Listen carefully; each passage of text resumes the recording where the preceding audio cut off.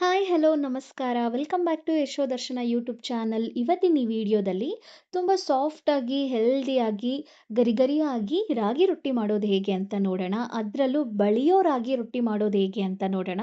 ಅದಕ್ಕೂ ಮುಂಚೆ ಯಾರೆಲ್ಲ ನನ್ನ ಯೂಟ್ಯೂಬ್ ಚಾನಲ್ನ ಸಬ್ಸ್ಕ್ರೈಬ್ ಮಾಡ್ಕೊಳ್ದೆ ನೋಡ್ತಿದ್ದೀರೋ ಪ್ಲೀಸ್ ಒಂದು ಸಬ್ಸ್ಕ್ರೈಬ್ ಮಾಡ್ಕೊಳ್ಳಿ.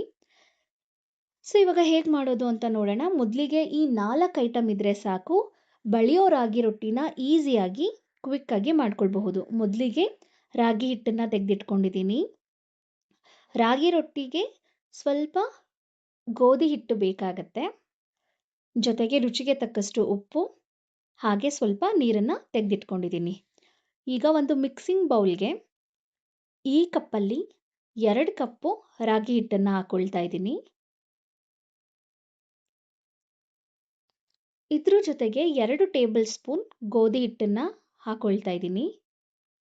ರುಚಿಗೆ ತಕ್ಕಷ್ಟು ಉಪ್ಪನ್ನು ಹಾಕ್ಕೊಂಡು ಸ್ವಲ್ಪ ಸ್ವಲ್ಪನೇ ನೀರನ್ನು ಹಾಕಿ ಕೈಯಲ್ಲೇ ನೀಟಾಗಿ ಮಿಕ್ಸ್ ಮಾಡ್ಕೊಳ್ಬೇಕಾಗತ್ತೆ. ತುಂಬ ಗಟ್ಟಿಯಾಗಿ ಮಿಕ್ಸ್ ಮಾಡ್ಕೊಳ್ಬಾರ್ದು ಅಥವಾ ತುಂಬ ತೆಳುವಾಗೂ ಮಿಕ್ಸ್ ಮಾಡ್ಕೊಳ್ಬಾರ್ದು.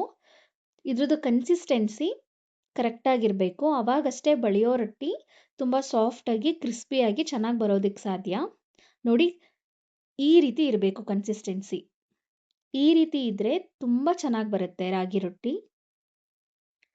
ರಾಗಿ ರೊಟ್ಟಿನ 2-3 ಟೈಪಲ್ಲಿ ಮಾಡ್ತಾರೆ, ಬಟ್ ಬಳಿಯೋ ರಾಗಿ ರೊಟ್ಟಿ ಈ ರೀತಿಯಾಗಿ ಮಾಡಿದ್ರೆ ತುಂಬ ಚೆನ್ನಾಗಿರುತ್ತೆ. ಸೊ ಇವಾಗ ಪ್ಲೇಟ್ ಮುಚ್ಚಿ ಒಂದು 10ರಿಂದ 15 ನಿಮಿಷ ನೆನೆಯೋದಕ್ಕೆ ಬಿಡೋಣ. ಅದಾಗಿದ ನಂತರ ಸ್ಟವ್ ಆನ್ ಮಾಡಿ ರೊಟ್ಟಿ ತವಾನ ಸ್ವಲ್ಪ ಚೆನ್ನಾಗಿ ಕಾಯಿಸ್ಕೊಳ್ಬೇಕಾಗತ್ತೆ. ಅದಾಗಿದ ನಂತರ ಸ್ಟವ್ ಫ್ಲೇಮ್ನ ಲೋ ಅಲ್ಲಿಟ್ಕೊಂಡು ಈ ರೀತಿಯಾಗಿ ಬಳಿಬೇಕಾಗತ್ತೆ ಹಿಟ್ಟನ್ನು. ನೋಡಿ ಎಷ್ಟು ಚೆನ್ನಾಗಿ ಬಳಿತಾ ಇದ್ದಾರೆ ನಮ್ಮಮ್ಮ ಅಂತ. ತುಂಬ ಚೆನ್ನಾಗಿ ಮಾಡ್ತಾರೆ. ಅಕ್ಕಿ ರೊಟ್ಟಿ ಮತ್ತು ರಾಗಿ ರೊಟ್ಟಿ, ಗೋಧಿ ರೊಟ್ಟಿ ಎಲ್ಲ ರೊಟ್ಟಿನೂ ತುಂಬ ಚೆನ್ನಾಗಿ ಮಾಡ್ತಾರೆ. ಈ ರೀತಿ ಬಳಿಯೋದು ತುಂಬ ಇಷ್ಟ ಆಗುತ್ತೆ, ಬಳಿಯೋ ರಾಗಿ ರೊಟ್ಟಿ ಅಂದರೆ. ಸೊ ನಮ್ಮಮ್ಮ ಬಂದಾಗ ನಾನು ಈ ಥರ ರಾಗಿ ರೊಟ್ಟಿ ಅಥವಾ ಅಕ್ಕಿ ರೊಟ್ಟಿನ ಪ್ಲ್ಯಾನ್ ಮಾಡ್ಕೊಳ್ತೀನಿ. ಅದರಲ್ಲೂ ಈ ಬೆಂಗಳೂರು ವೆದರ್ಗೆ ತುಂಬ ಗಂಟಲು ನೋವು, ನೆಗಡಿ ಏನಾದರೂ ಇದ್ದರೆ ಈ ರೀತಿಯಾಗಿ ರಾಗಿ ರೊಟ್ಟಿ ಮಾಡಿಸ್ಕೊಂಡು ಇದ್ರ ಜೊತೆಗೆ ಉಪ್ಸಾರು ಖಾರ ಅಥವಾ ಹುಚ್ಚೋಳು ಚಟ್ನಿನ ಮಾಡಿಸ್ಕೊಂಡು ತಿಂತಾ ಇದ್ದರೆ ಸಖತ್ತಾಗಿರುತ್ತೆ. ಅಕ್ಕಿ ರೊಟ್ಟಿ ಆದರೆ ಬೇಗ ಬೆಂದೋಗ್ಬಿಡುತ್ತೆ, ರಾಗಿ ರೊಟ್ಟಿ ಬೇಯೋದು ಸ್ವಲ್ಪ ಟೈಮ್ ತಗೊಳುತ್ತೆ. ಸೊ ಹಾಗಾಗಿ ಎರಡೂ ಸೈಡು ನೀಟಾಗಿ ಬೇಯಿಸ್ಕೊಳ್ಬೇಕಾಗತ್ತೆ. ಸ್ಟವ್ ಫ್ಲೇಮ್ನ ಮೀಡಿಯಮಲ್ಲಿಟ್ಟು ಎರಡೂ ಕಡೆನೂ ಹದವಾಗಿ ನೀಟಾಗಿ ಈ ರೀತಿಯಾಗಿ ಬೇಯಿಸ್ಕೊಳ್ಬೇಕು. ಸೊ ಇನ್ನೊಂದು ಹಾಕೋದು ತೋರಿಸ್ತಾ ಇದ್ದೀನಿ ನೋಡಿ, ಬಳಿಯೋ ರೊಟ್ಟಿ ನಮ್ಮಮ್ಮ ತಾವಾಗ ಹೇಗೆ ಬಳಿತಾ ಇದ್ದಾರೆ ಅಂತ. ಇಷ್ಟೇ ನೋಡಿ, ತುಂಬ ಸಿಂಪಲ್ಲು. ನೀವು ರಾಗಿ ಹಿಟ್ಟನ್ನು ಹೇಗೆ ಕಲಿಸ್ಕೋತೀರೋ ಅನ್ನೋದ್ರ ಮೇಲೆ ಇರುತ್ತೆ ರೊಟ್ಟಿ ಹೇಗೆ ಬರುತ್ತೆ ಅಂತ. ಸೊ ಒಂದೊಳ್ಳೆ ಪರ್ಫೆಕ್ಟ್ ಕನ್ಸಿಸ್ಟೆನ್ಸಿನಲ್ಲಿ ಕಲಿಸ್ಕೊಂಡ್ರೆ ಇಷ್ಟು ಚೆನ್ನಾಗಿ ಬರುತ್ತೆ, ತುಂಬ ಸಾಫ್ಟಾಗಿ ಮತ್ತು ಗರಿಗರಿಯಾಗಿ ಬರುತ್ತೆ.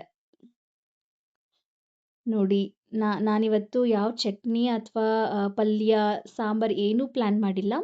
ಬಿಸಿ ಬಿಸಿ ರೊಟ್ಟಿಗೆ ಉಪ್ಸಾರು ಖಾರ ಮತ್ತು ತುಪ್ಪ.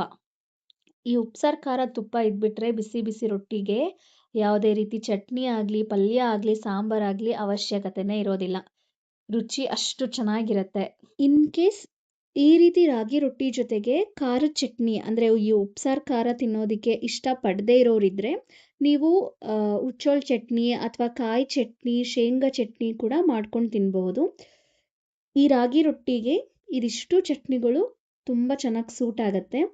ಎಸ್ಪೆಷಲಿ ನಮಗೆ ಯಾರ್ಯಾರಿಗೆ ಉಪ್ಸಾರು ಬಗ್ಗೆ ಗೊತ್ತಿರುತ್ತೋ ಅವ್ರು ಎಲ್ರಿಗೂ ಉಪ್ಸಾರು ಖಾರದ ಜೊತೆಗೇ ತುಂಬ ಇಷ್ಟ ಆಗುತ್ತೆ ಅಂತ ಅಂದ್ಕೊಳ್ತೀನಿ.